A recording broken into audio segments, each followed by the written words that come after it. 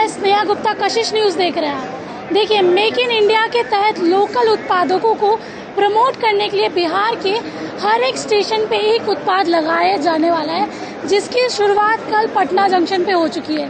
Madhubani painting से बना हुआ ये उत्पाद यहाँ पे आपको दिखे, कितना सुंदर नज़ारा आप देख सकते हैं। कला जिसमें मधुबनी पेंटिंग है, साड़ियाँ हैं, कुर्ते हैं, दुपट्टा है और इस तरीके की सारी मधुबनी पेंटिंग से रिलेटेड चीज़ें हैं। लोकल उत्पादकों को प्रमोट करने के लिए सरकार का एक बहुत बड़ा कदम है। साथ में वन स्टेशन वन स्टॉल की ये जो योजना है वो भी काफ़ी असरदायक है। अभी हम यहाँ की जो ओनर है उनसे भी जुड़ेंगे और जानेंगे कि वो क्या। हेमलता शेखावत। नाम कैसा लग रहा है? कैसा लग रहा है ये योजना जो निकली है? मतलब मैं आपको अपने शब्दों में इसको बयान नहीं कर सकती हूँ कि हमारे काम को पहचान दिलाने के लिए सरकार और रेलवे बोर्ड ने इतनी अच्छी पहल की है। तो मैं सबसे पहले उनको धन्यवाद देना चाहूँगी कि कम से कम हम आर्टिजन्स के काम को और हमारी समस्या को उन्होंने समझा और एक प्रायोगिक तौर पर ही सही बट इतने अच्छे स्टेशन पर इसकी शुरुआत की। इसके साथ आप सरकार की योजना से काफी संतुष्ट हैं? या बिल्कुल बिल्कुल, क्योंकि देखिए हमारे यहाँ कारीगरों के पास बहुत हुनर है लेकिन उनके काम को पहचान नहीं मिल रही है। वो जो भी बनाते हैं उसको मार्केट नहीं मिल रहा है, तो आखिर हम लोग क्या करें, किस तरह से अपने परिवार को चलाएं, ये सबसे बड़ी समस्या हमारे सामने है। और अभी कोविड के समय तो पिछले 2-2.5 साल से हम लोग बिल्कुल टूट गए हैं, क्योंकि कहीं कोई प्रदर्शनी नहीं लग रही है, कुछ काम नहीं हो रहा है, हमारे पास उतना पैसा नहीं है कि हम विदेशों में सेल कर पाएं या कुछ कर पाएं। तो सरकार की एक बहुत अच्छी पहल है कि हमको पुनर्जीवित करने का वो काम कर रही है। कलाकारों के लिए ये काफी जरूरी स्टेप गवर्नमेंट ने उठा लिया। डेफिनेटली बहुत जरूरी। मैं तो आपको बता ही रही हूँ ना कि वो पुनर्जीवन उन्होंने दिया है इस तरह कि अगर इसको स्थायी करते हैं और स्थायी रूप से अगर इसको बढ़ावा मिलता है तो निश्चित ही हम लोगों को काम को बढ़ावा मिलेगा और हम लोग अच्छा कर पाएंगे। कस्टमर का रिस्पांस कैसा है? अभी तो आज दूसरा दिन ही शुरू हुआ है और इसमें काफी अच्छा रिस्पांस है, क्योंकि लोगों को अपने मित्रों के पास जाना है, घर जाना है, किसी को गिफ्ट देना है, कुछ देना है, तो उन लोगों में एक उत्सुकता है कि चलिए हम कुछ नहीं ले पाए, अच्छा तुरंत कुछ खरीद लेते हैं, क्योंकि ये थोड़ा अलग भी है। हमारे बिहार की जो मधुबनी पेंटिंग है ये सबसे अलग है। लोगों में उत्सुकता है, वो जानना चाहिए अच्छा इस तरह का प्योर काम, शुद्ध काम इस तरह होता है, कितना समय लगता है। तो जब उनको बताया जाता है कि एक एक काम करने में, एक साड़ी बनाने में 3-3 महीने एक कारीगर को लगता है, तो उनमें और ज्यादा उत्सुकता आती है। तो बहुत अच्छा रिस्पॉन्स है। इसके साथ ही मैम देखिए स्टेशन है, काफी लोग आते होंगे, कुछ लोग लेते होंगे, कुछ लोग नहीं लेते होंगे। हाँ, ये ऐसा तो होता ही है जनरली, लेकिन जो नहीं लेते हैं उनमें समझ तो बढ़ रही है, क्योंकि हमको अपने देश को आत्मनिर्भर बनाना है। तो आज नहीं कल वो भी इससे जुड़ेंगे, इस मुहिम से।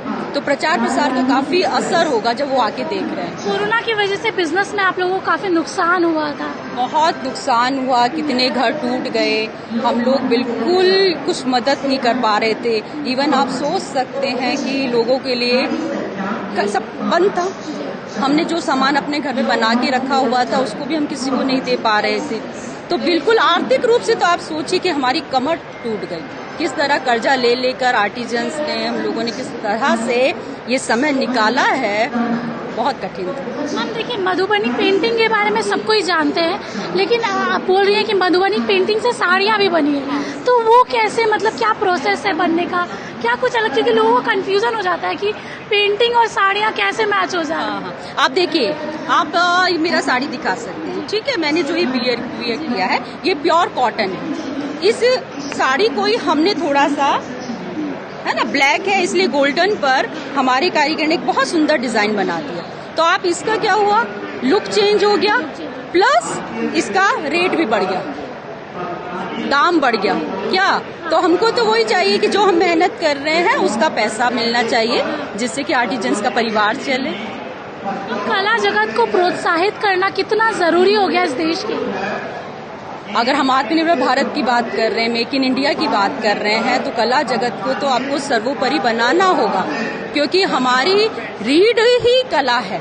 हमारे हर महिला दादी नानी को आप देखेंगे, सबको सुजनी, एप्लिक, कुछ पेंटिंग करना, कैसे हम लोग दीवारों पे करते थे, कुछ नहीं था। हाँ, आपको चूना था, गेरू था, उसी से हम लोग तीज त्योहार पे बहुत सुंदर सुंदर डिजाइन बनाते थे। क्या था वो सब? वही कला है। उसी कला को आज थोड़ा फैशन के साथ हम लोगों ने थोड़े अपने व्यवसाय के साथ जोड़ लिया है। इसलिए सरकार को पूरी तरह से मेरा अनुरोध भी है कि हम जैसे इतने लाखों लोग जो इस रोजगार के साथ जुड़े हुए हैं, इनके लिए कम से कम इसको सर्वोपरि रूप से आगे बढ़ाएं। बेस्ट चीज क्या है स्टॉल में? बेस्ट एकदम कहीं नहीं मिलेगी, यहीं मिलेगी। देखिए, सबसे बेस्ट तो ये है कि हमारे इस स्टॉल की खासियत ये है कि इसमें आप जितने आइटम देख रहे हैं, अगर हम फैब्रिक की बात करें तो वो भी हमारा धागा भी हाथ से बनाया हुआ है, जो आपको कहीं नहीं मिलेगा। यानी एक साड़ी आप देख रहे हैं, दुपट्टा, स्टॉल कुछ भी देख रहे हैं, गांधी जी जो चरखा चलाते थे उस हाथ से बनाकर ही धागा बनाया गया। फिर हमारे यहाँ पावर लूम नहीं है, क्योंकि हमारे बहुत सारे वीवर्स ऐसे जो कि बेरोजगार हैं, जो परंपरागत रूप से लूम चलाते थे, हैंडलूम चलाते थे और कपड़ा बिनने का काम करते थे, लेकिन धीरे धीरे उनका व्यवसाय कम बढ़ गया, तो हम उनको पुनर्जीवित करने का भी काम कर रहे हैं, पुनर्जीवन दे रहे हैं। जी। आप जो भी यहाँ सामान है वो सारा हैंडलूम का है। यानी इससे क्या हुआ, जो स्पिनिंग कर रही उन महिलाओं को रोजगार मिला, जो हैंडलूम पे साड़ी, कपड़ा, स्टॉल बुन रहे हैं उनको भी एक रोजगार मिल गया। उसके बाद तीसरा रोजगार हम दे रहे हैं जो इस पर कशीदाकारी करते हैं, जो मधुबनी पेंटिंग करते हैं या फिर एप्लिक बनाते हैं, सुजनी बनाते हैं, बहुत सारे क्राफ्ट है। तो इसलिए ये पूरा स्टॉल अपने आप में एक यूनिक है। यहाँ ये प्रोडक्ट्स आपको इसकी क्वालिटी कहीं नहीं मिलेगी। देखिए, आप यहाँ पे कस्टमर की भीड़ भी देख सकते हैं, उतने ही कस्टमर हैं, लेने में रुचि भी रख रहे हैं, साथ में देख रहे हैं। मधुबनी पेंटिंग की अपनी एक खासियत होती है, बड़ी सुंदरता होती है, साथ में लोगों को प्योर सामान जो मिलता है हैंडलूम का काफ़ी अच्छा होता है और गर्मियों के मौसम के लिए तो और अच्छा होता है। जिस तरीके से सरकार उत्पादनों को बढ़ा रही है, साथ में उत्पादकों को प्रमोट कर रही है, बहुत ज़रूरी हो गया है। साथ में कई बेरोजगारों को रोजगार मिल गया, जिसके कारण वो घर चला रहे हैं। इसी तरह की तमाम बड़ी खबरों के लिए आप जुड़े रहिए कशिश न्यूज़ के साथ। मैं स्नेहा गुप्ता, धन्यवाद।